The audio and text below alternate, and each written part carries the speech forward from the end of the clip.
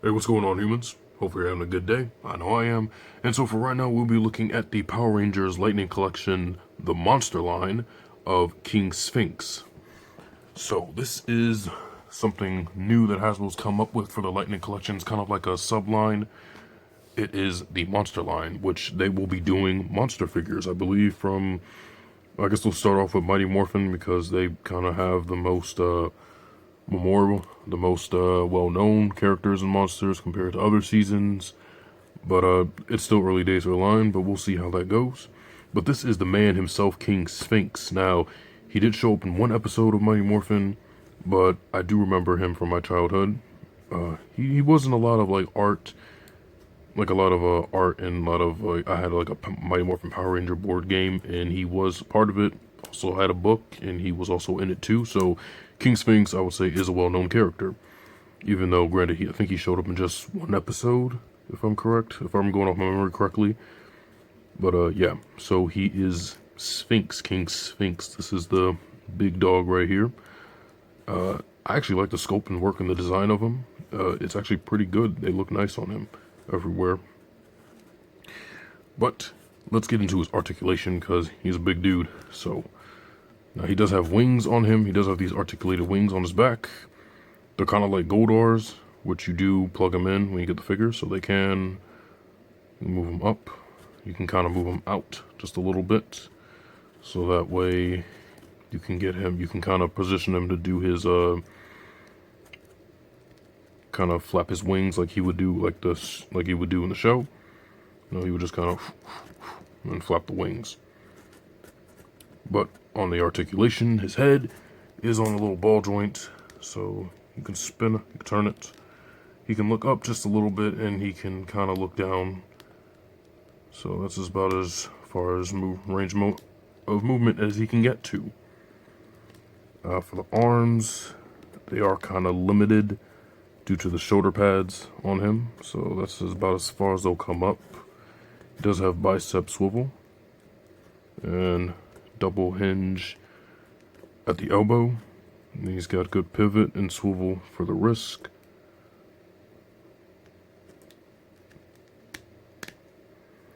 Yep. And then they can rotate fully. He does have the ab articulation. That's the same for all for all Rangers. He can bend down, and he can kind of bend back almost. And he can turn. As for the legs, the leg can come out that far. You can also hit him with some splits. Almost. And then he is double bended at double bended knee joints. And then he's kind of like a ball joint at the feet. So you got good articulation and range for the feet. And then he also does have his little tail right here, which is on a articulated ball joint, so you can move it up, move it down, side to side, all over the place. Yeah, so get like a good little stance for King Sphinx.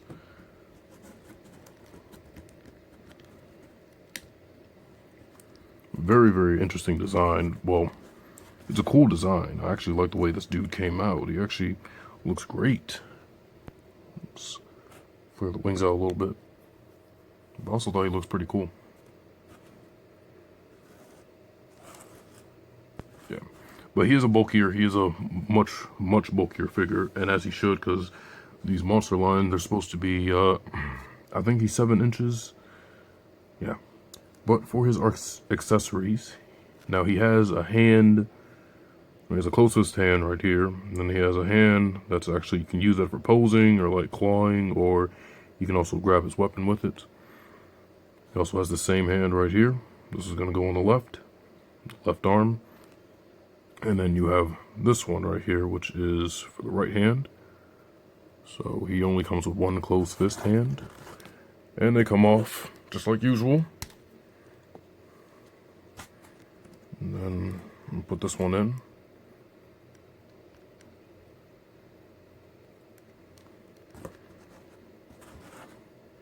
He also comes with his weapon. Yeah, so we got this going on for him. Looks nice. And he also comes with this really cool effect piece. It's a nice new one. I can focus on it. Yeah, it's got the little question marks on it, which I think is pretty. I think it was a neat little touch. Just kind of based off the weapon. So then you can just plug it in like so. Just kind of get it in there. And then you can take King Sphinx and you can plug the weapon in his hand. And he will hold that sucker perfectly.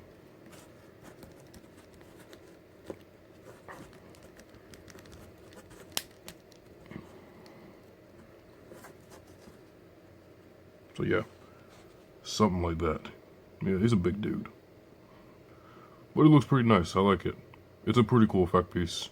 And you can get some decent poseability out of him, so you can get like a nice kick.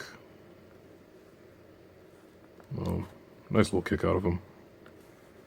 Yeah, but he's a beefy, strong dude.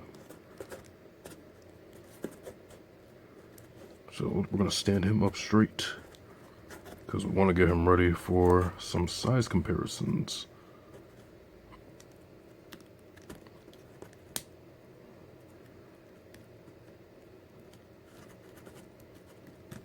All right.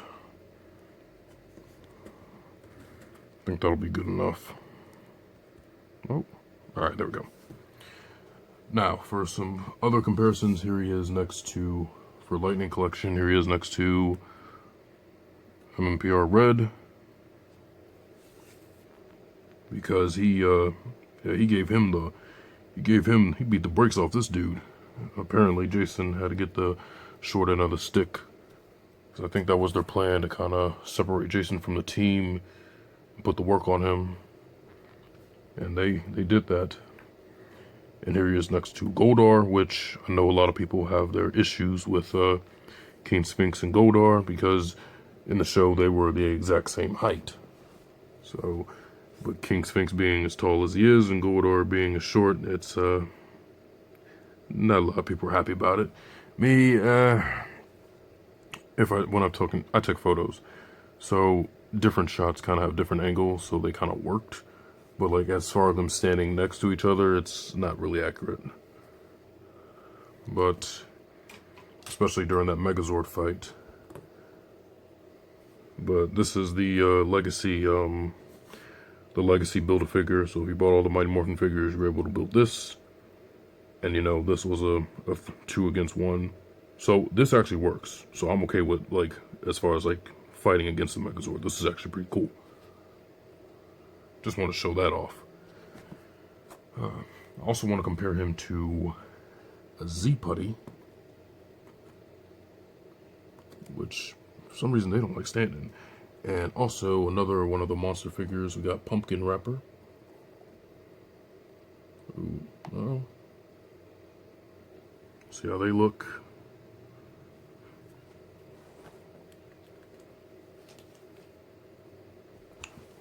And then, for SHF, here he is next to Kamen Rider Ixa.